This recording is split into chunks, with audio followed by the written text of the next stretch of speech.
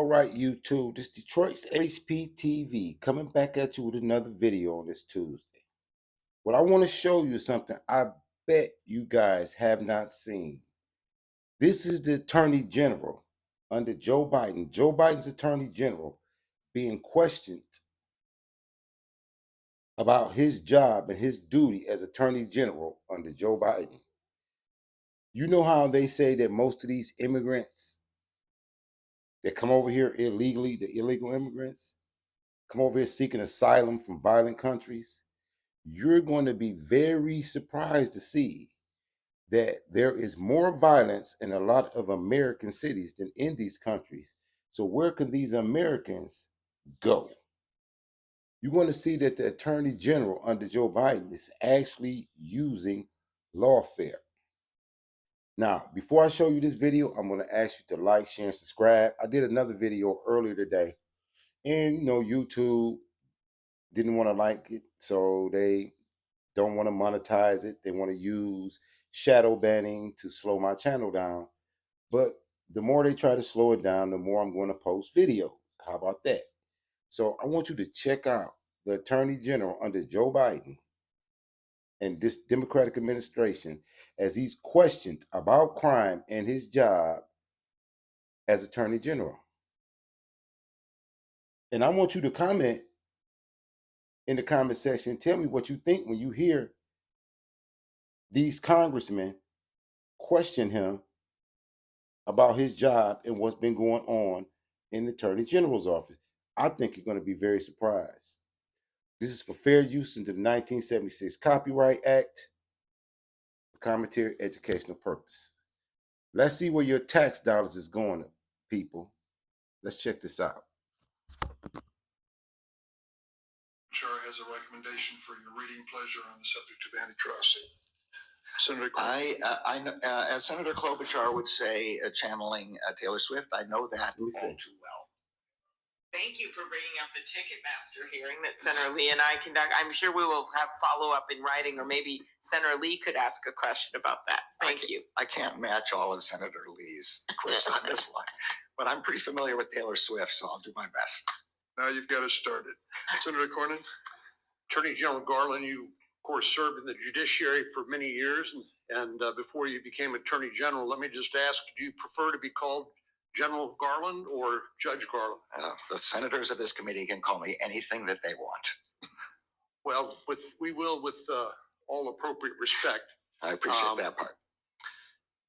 Are you familiar with the strategy of the transnational criminal organizations that are flooding migrants across the border, overwhelming Border Patrol and other law enforcement authorities so that then the drug traffickers can move illicit drugs across the border? Are you familiar with that, what I would call a business model?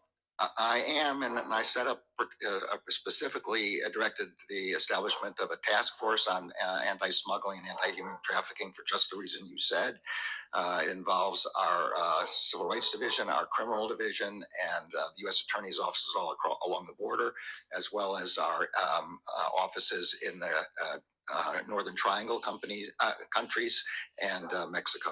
I think you and I had this conversation earlier, maybe at your confirmation hearing, but I think the Attorney General has the toughest job in government, I believe, because you have to wear two hats. You are the chief law enforcement officer of the country, and you are also a political appointee and a member of President Biden's cabinet. But I think you also told us at the hearing, your confirmation hearing, you repeatedly said that the executive branch cannot simply decide based on policy disagreements that it will not enforce the law. Is that still your position? Yes, it is, Senator. On September the 11th, 2001, we lost about 3,000 Americans to a terrorist attack. We declared a war on terror. The Congress issued an authorization for the use of military force. If you took the size of an average 737 or a passenger jet today, holds between 145 and 185 passengers.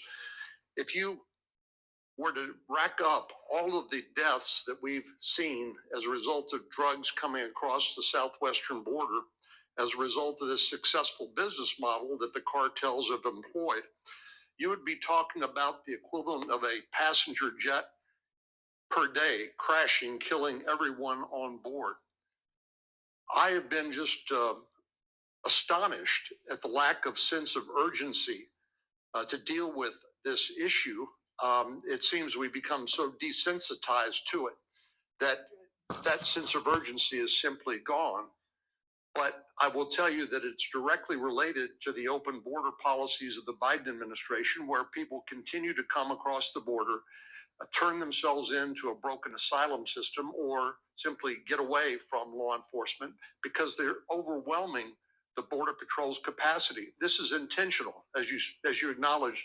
It's a business model of the cartels, and they are getting rich, and students like those parents who I met with last week in Johnson High School in Hayes County, Texas, right outside of Austin, are losing their sons and daughters to fentanyl overdoses because of exactly this successful business model by the cartels.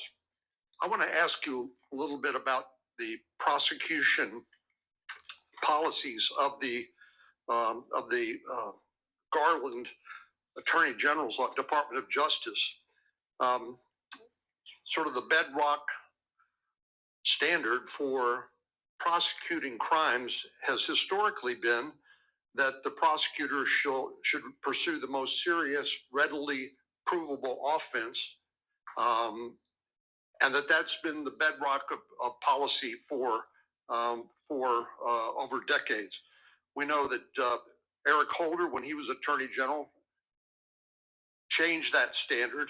And specifically, what I want to ask you is about two different memos that you've issued to prosecutors with regard to mandatory minimum sentencing. And specifically, in the charging memo, one of the charging memos, you said the proliferation of provisions carrying mandatory minimum sentences has often caused unwarranted disproportionality in sentencing and disproportionately severe sentences. Now, just to be clear, mandatory minimum sentences are statutory, correct? In other words, they're passed by Congress and signed into law by the president.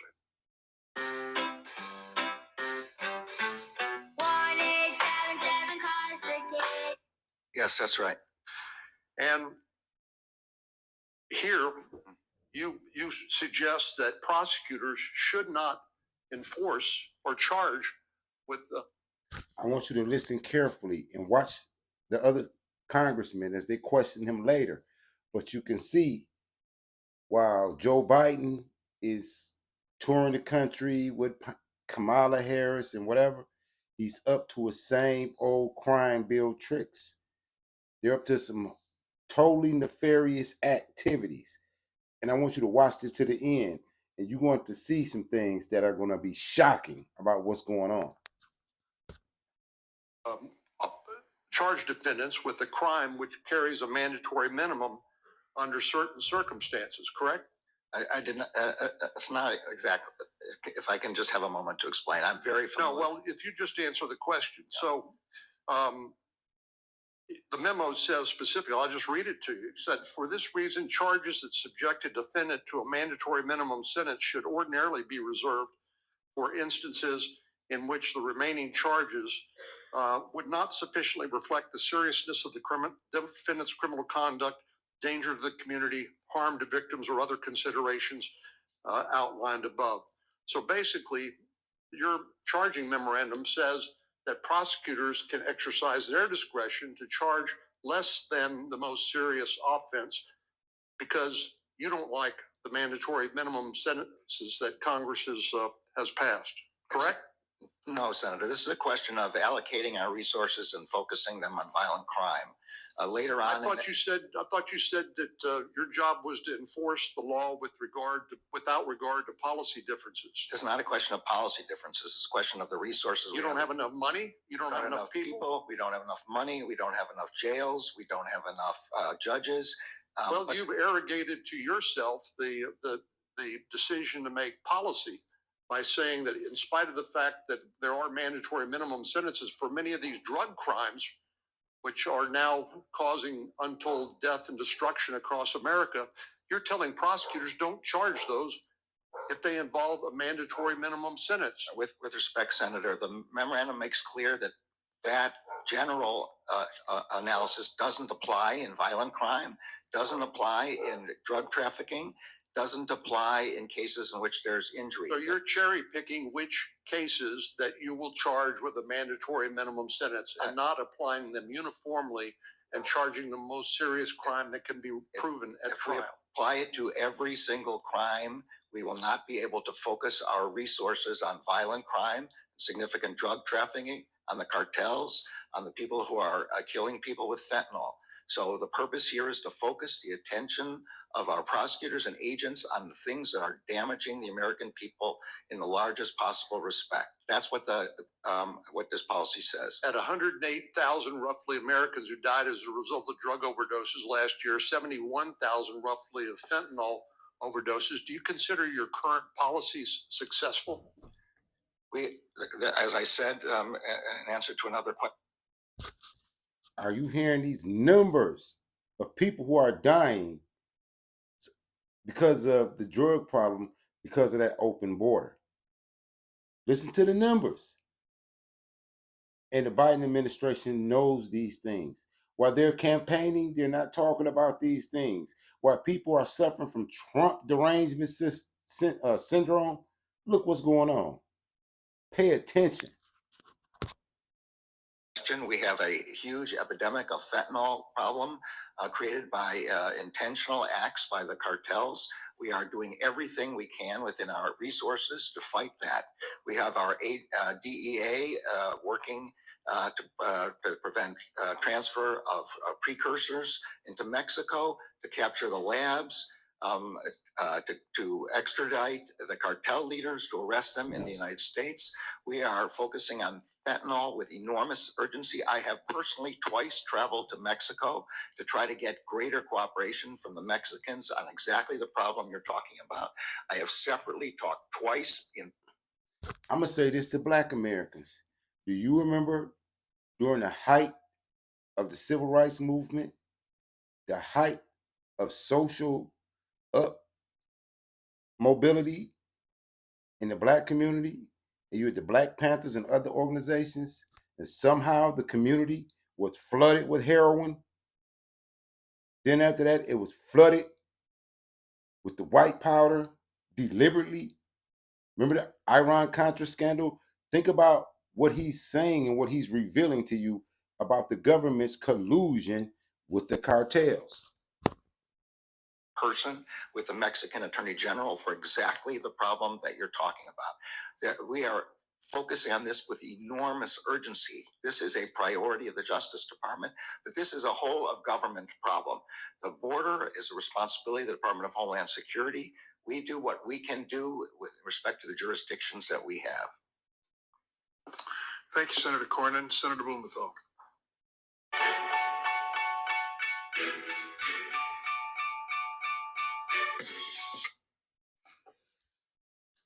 Blackburn.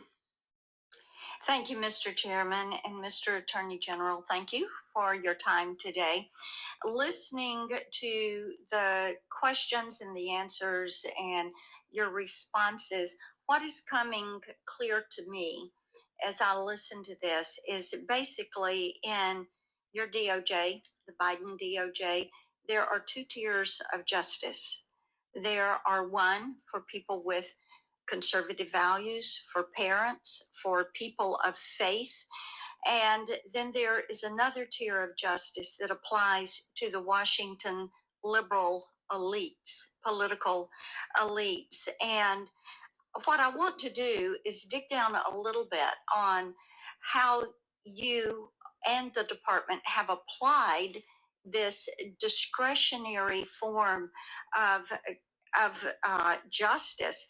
It's something that concerns Tennesseans. And when I'm across the state, we have 95 counties.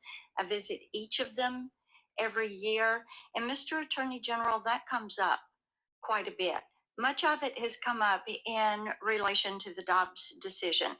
And the attacks and the violence there has increased from groups on the far left. It has not increased from pro-life groups. And since the Dobbs leak, there have been 70 pro-life pregnancy centers that were targeted. Only 2 of these activists have been indicted. There are 20. And what she's saying is, as you see these left Democrats accuse conservative of violence, they are being the most violent against conservatives.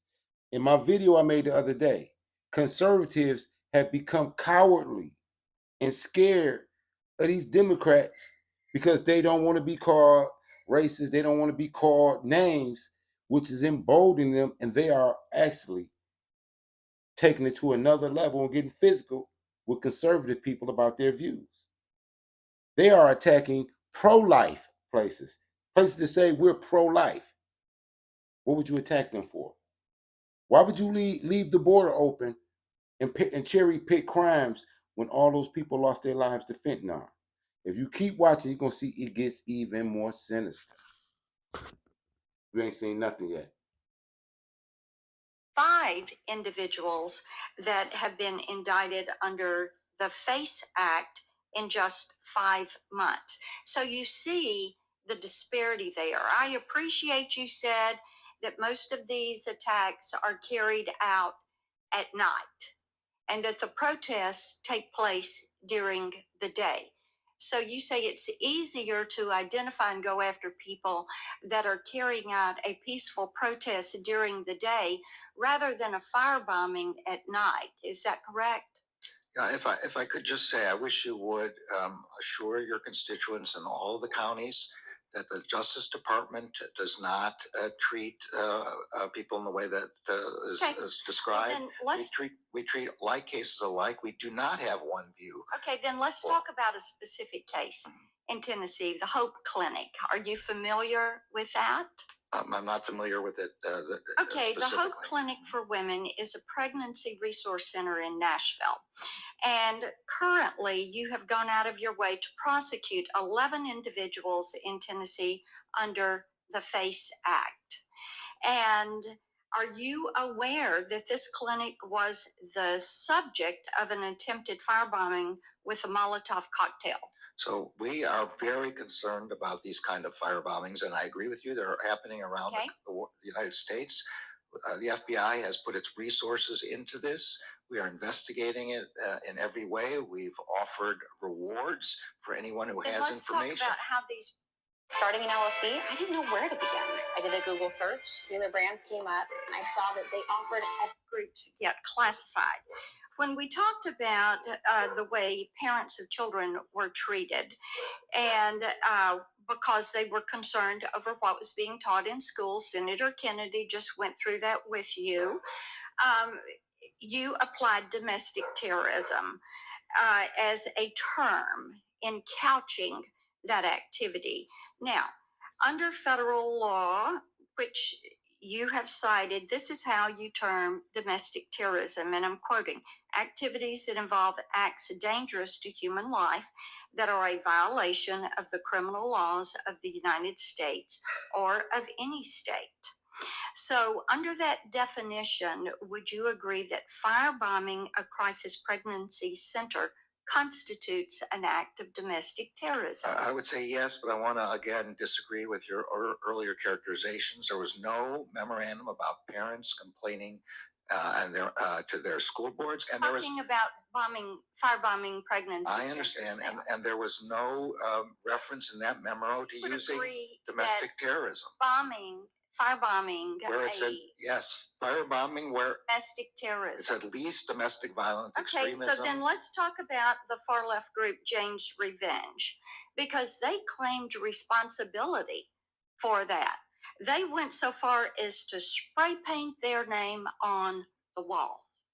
So Do you intend to prosecute We them? intend, if we find them, to do that. There's Oh, so you can't find them? if you have information about those groups, we Well, would be happy to. that is your job. That's right, and we Go are ahead. putting heavy resources into this. We have found a group that They're a domestic terrorist organization. I would say it depends on the people. Who took credit for this, spray painted their name on the wall. Let me ask you a couple of questions before my time runs out. We've talked a little bit today about the targeting at the justices' homes. Have you released any type of memorandum that explicitly condemns the acts of intimidation outside of the Supreme Court justices' homes? I have directly instructed the Marshal Service to send over 70 United States Marshals to prevent acts of violence and threats of violence outside those. Memo. I don't need to do a memo because I spoke directly to the Marshals about this topic. All right. Have you watched any of the footage of the protesters outside the justices' homes? Unless I caught it on the news, I haven't specifically watched it. Are you investigating any of those individuals? You said, you investigate protesters because they do their activity in the light of day. And most of the fire bombings and things take place at night, but I would think the FBI knows how to investigate crime. As I explained, our principal responsibility here is to protect the lives of the justices. We've put But you haven't watched any of that footage. The United States Marshals are on scene, watching what happens on scene. Any of those individuals that were protesting at the justices' homes were there for any reason other than to try to intimidate the justice?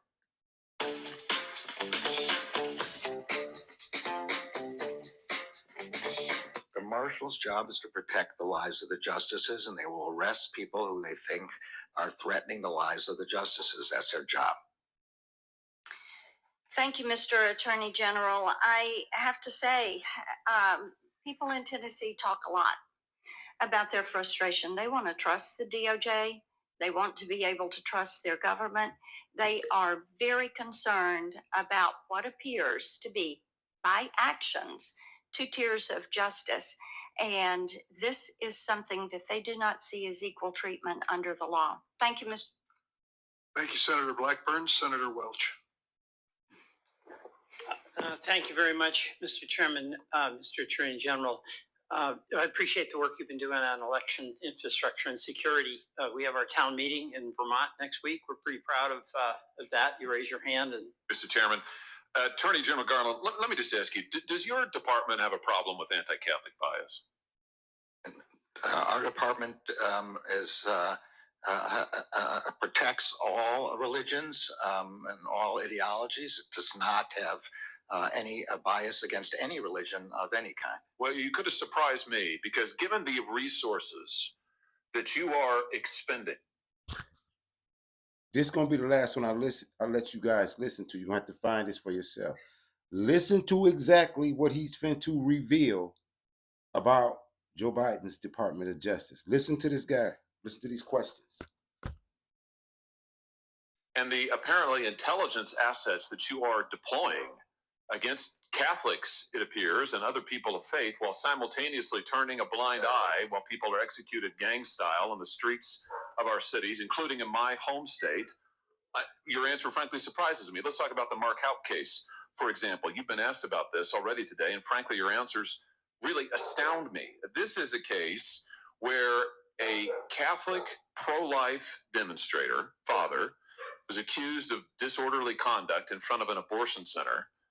The local prosecutor, the Philadelphia district attorney, who is a Democrat, a liberal, very progressive, declined to prosecute. There was a private suit that got dismissed. And then after all of that, your Justice Department sent between 20 and 30 armed agents in the early morning hours to the Houck's private residence to arrest this guy after he had offered to turn himself in voluntarily. Here's the photo. Once again, you can see the long guns. You can see the ballistic shields. You can see that they're wearing bulletproof vests. Why did the Justice Department do this? Why did you send 20 to 30 SWAT-style agents and a SWAT-style team to this guy's house when everybody else had declined to prosecute and he'd offered to turn himself in. Determinations of how to make arrests under arrest warrants are made based by the tactical operators in the district. They are not. But you surely looked into it by this point, right? You know the answer, surely. All I know is what the FBI has said, which is that they made decisions on the ground as to what was safest and easiest. So you do not agree with your description of what happened on the scene. You don't agree with my description. I'm pointing out what the photo is. There are agents here who have long guns and ballistic shields. Let's take a look at the hardened criminals that your Justice Department sent these armed agents to go terrorize on that morning. Here they are. Here they are at Mass. Here's the 7 children with Mr. Houck and his wife. In this early morning, they were all at home. Mrs. Houck has said repeatedly the children were screaming. They feared for their lives. You got these agents demanding that he come out. They've got the gun, she said, pointing at the house and at them. He has offered to turn himself in. And this is who you go to terrorize. What's really interesting to me is this seems to directly contradict your own memorandum about the use of force at the Justice Department. You say officers may use only the force that is objectively reasonable to effectively control an incident. Are you telling me that in your opinion as Attorney General, it was objectively necessary to use 20 or 30 SWAT-style agents with long guns and ballistic shields for these people? What I'm saying is that decisions about how to go about this were made on the ground by FBI agents. So you're saying you don't know? I'm saying what I just said.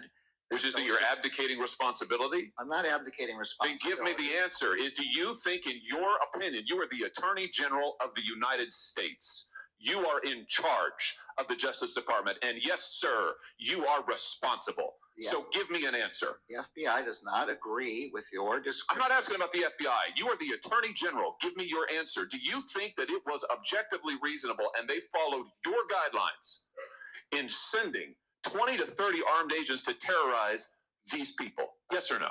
The facts I have, which are those presented by the FBI, are not consistent with your description. So you think it was reasonable?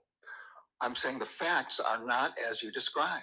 What, that the children weren't there? That there weren't long guns there? That there weren't agents? What do you dispute? What's the factual premise you dispute? FBI Be specific. Said they don't agree with your description of... Be specific. They don't agree with... Have you ever looked in the mirror and thought to yourself, wow, I thought I'd be further along, I'd be better off than I am right now? Have you got what? Of how many agents, of the agents who were there, and of what their roles were. They don't agree. Do you know the jury in this case acquitted Mr. Houck? So I'm sure you're aware. Do you know how long it took him? I am aware, and we respect the decision of the jury. Do you know how long it took him? I don't know. 1 hour. 1 hour. Philadelphia District Attorney declines to prosecute. Private suit's dismissed.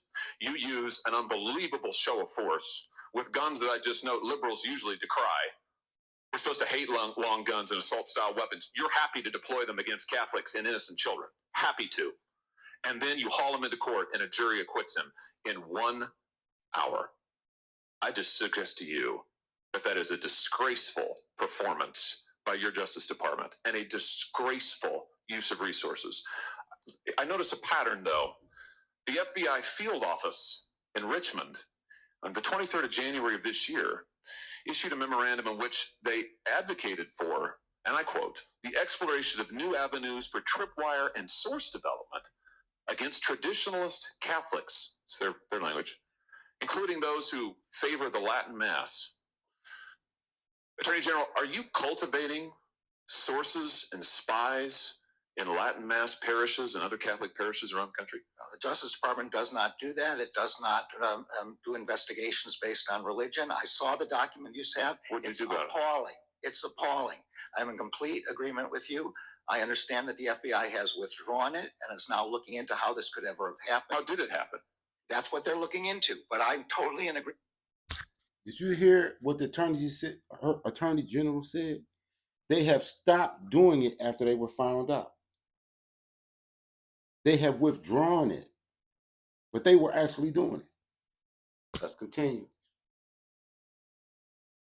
With you, that document is appalling. I'll tell you how it happened.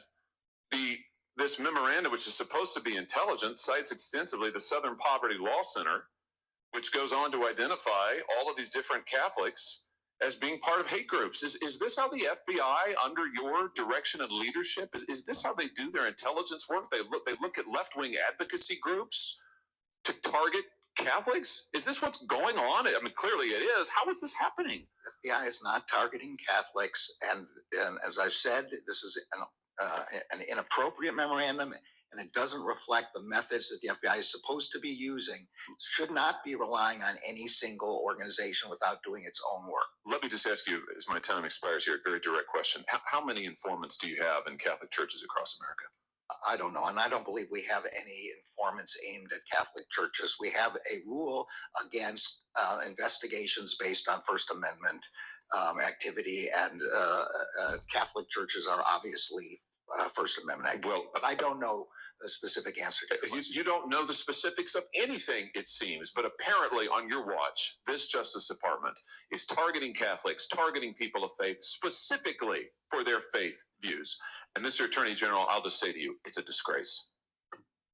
In general, I want to explore the dangerous crisis at our southern border and your role in causing that crisis. Asylum traditionally is reserved for people who face things like religious persecution, persecution for their political beliefs. I want you to pay close attention to what they're finna say about asylum. Or violence because of their race or ethnicity. In June of 2021, you changed the department's asylum rules so that it could apply to individuals with significant gang violence in their home country. Is that 2021 interpretation still in place?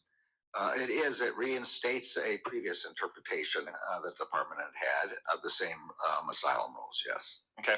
Do you know the most recent murder rate in Honduras? I'm sure it's enormously high. It's 36 per 100,000 people. What about Colombia? I don't know. 23 per 100,000. Guatemala? Again, I don't know, but I believe it's 17 per 100,000. What about Mexico, right across our southern border? I also think it's very high. 28 per 100,000. So I have to say, since you rewrote the rules of asylum based on the perceived degree of violence in these countries, I'm a little surprised you didn't know those, but let's look a little bit closer to home. Do you know the murder rate in New Orleans last year? I don't, but I want to be clear, this wasn't based on violence. This is based on threats specifically to individuals, on gangs, where the country was unable to protect the person. That's what it was about. It wasn't about violence. Well, okay. Well, you're partly responsible for protecting Americans. So let's see, Honduras' government can protect its own people, except for 36 out of every 100,000 for murders. Guatemala, 17 out of every 100,000. The murder rate in New Orleans last year was 70 for every 100,000. What about St. Louis? Again, it's very high. 68 per 100,000. What about Baltimore? Also very high. 58 per 100,000.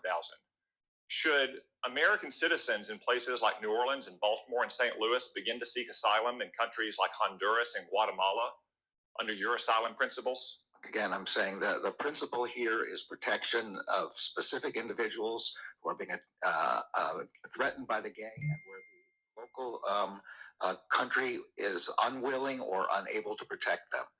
So is the United States government and the city governments of St. Louis and Baltimore and New Orleans unwilling or unable to protect its own citizens? I don't believe they're unwilling. They're doing everything that they can. We're supporting them in every way they can. The examples that you're talking about are ones where they are unwilling to protect from gangs. So, Mr. Attorney General, one of the reasons we have a crisis at our border where we have illegal aliens running to our border patrol, not away from our border patrol, is this interpretation of asylum. That anyone, anywhere who lives in a dangerous or poor country can come here and seek asylum. I'm going to get in there only because of time restraints, but there's more. So you can see clearly that Joe Biden's Department of Justice is not only using lawfare, they're actually undermining the safety and stability of American citizens. There's more, goes on and on. But like I said, due to time constraints, I wanted to keep it shorter so you guys can get it all. But think about what you just heard. This is Congress questioning the Attorney General. So this Detroit's HPTV coming to you out of Detroit. Salute to all patriots. Keep your head on the swivel and watch these Democrats. Peace. Like, share, and subscribe.